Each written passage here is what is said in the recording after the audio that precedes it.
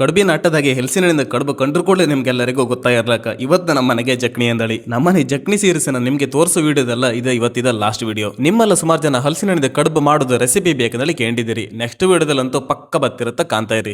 ಈಗ ಜಕ್ನಿ ಊಟಕ್ಕೆ ರೆಡಿಯಾದ ಕಡುಬನ್ನ ಒಲಿ ಮೇಲಿಂದ ತೆಗೆದು ಇಳಿಸಿ ಆಯ್ತು. ನಮ್ಮನೆ ಇವತ್ತು ಜಕ್ನಿ ಊಟ ಬಪ್ಪು ಕೆಲವ್ರ ಮನೆಗೆ ಇನ್ನೂ ಜಕ್ನಿ ಆಯ್ಲಿಲ್ಲ, ಅದಕ್ಕೆ ಅವರಲ್ಲಿ ಹಲಸಿನಹಣ್ಣು ಕಡುಬು ಜಕ್ನಿ ಆಯ್ದೆ ತಿಂತಿಲ್ಲ. ಹಲಸಿನಹಣ್ಣಿದ ಕಡುಬು ತಿಂದಿದ್ದರಿಗೆ ಉದ್ದಿನ ಇಡ್ಲಿ ಮಾಡಿ ಇಟ್ಟಿತ್ತು. ಜಕ್ನಿಗೆ ಹೇಳಿಕೆ ಕೊಟ್ಟದ ನಮ್ದು ರಿಲೇಟಿವ್ಸ್, ನಮ್ಮ ಕೇರಿಯರ್, ಊರಿನರ ಹೆಚ್ಚಿನರೆಲ್ಲ ಬಂದಾಯ.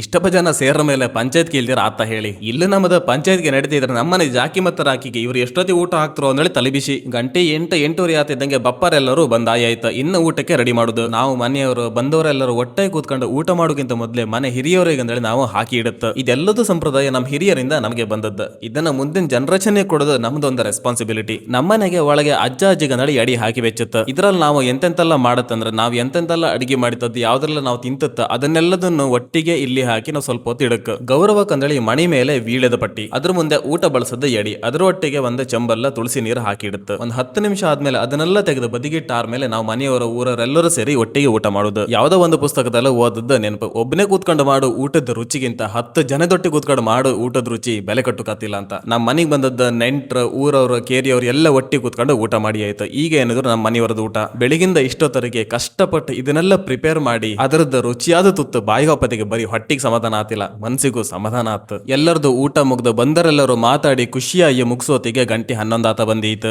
ಇನ್ನೇನಿದ್ರು ಬೇನ್ಸರ್ಥ ಮಾಡ್ಕೊಂಡ್ ಮನಿಕಂದು ಒಂದು ಬಾಕಿ. ನಂದು ಈ ಜಕ್ನಿ ಸೀರಿಸಿದ ವಿಡಿಯೋಗೆ ನೀವು ತುಂಬಾ ಪ್ರೀತಿ ಕೊಟ್ಟಿರಿ, ಅದಕ್ಕೆ ನಾನು ಚಿರೋಣಿ. ನಿಮ್ದು ಅದೆಷ್ಟೋ ಮೆಸೇಜ್ಗೆ ರಿಪ್ಲೈ ಕೊಡೋಕೆ ಆಗಿರ್ಲಿಲ್ಲ, ದಯವಿಟ್ಟು ಅದಕ್ಕೆ ಕ್ಷಮೆ ಇರಲಿ. ಆಕಾಶದಲ್ಲ ಮೋಡ ಅದ್ದು ಕೈಯೋ ಸ್ವಲ್ಪ ಇವತ್ತು ಸೆಕೆ ಇದ್ದಿತ್ತು. ನನಗೆ ಗೊತ್ತಿದ್ದಿತ್ತು ಇವತ್ತು ಮಳಿ ಪಕ್ಕ ಬಂದೇ ಬತ್ತಂದಳಿ. ಮಲ್ಕೊಂಡದ್ದು ಸ್ವಲ್ಪ ಹೊತ್ತಿಗೆ ಹುಚ್ಚು ಹಿಡ್ದ ಗುಡುಗು ಮಿಂಚೊಟ್ಟಿಗೆ ಮಳಿ ಅಬ್ಬರವಾಗಿ ಬಂದ್ಬಿಡ್ತು. ಹೋಳಿ ಸಾರು ಉಂಡ ಹೀಟದ ಬಾಡಿಯು ತಂಪಾಯಿ ಆಯ್ತು. ನಾಳೆ ಇನ್ನು ಇದಕ್ಕಿಂತ ಚೂರು ಜಾಸ್ತಿ ಕೆಲಸನೇ ಇತ್ತು, ಅದಕ್ಕೆ ನಾನು ಈಗ ಮನಿಕಂತೆ. ನಾಳೆಗೆ ಇನ್ನೊಂದು ಹೊಸ ಹಲಸಿನಹಣ್ಣು ಕಡುಬು ಮಾಡೋದು ರೆಸಿಪಿ ವಿಡಿಯೋದೊಟ್ಟು ಸಿಗ್ತೆ. ಅಲ್ಲಿ ತನಕ ಟಾಟಾ, ಟೇಕ್ ಕೇರ್, ಬೈ ಬಾಯ್.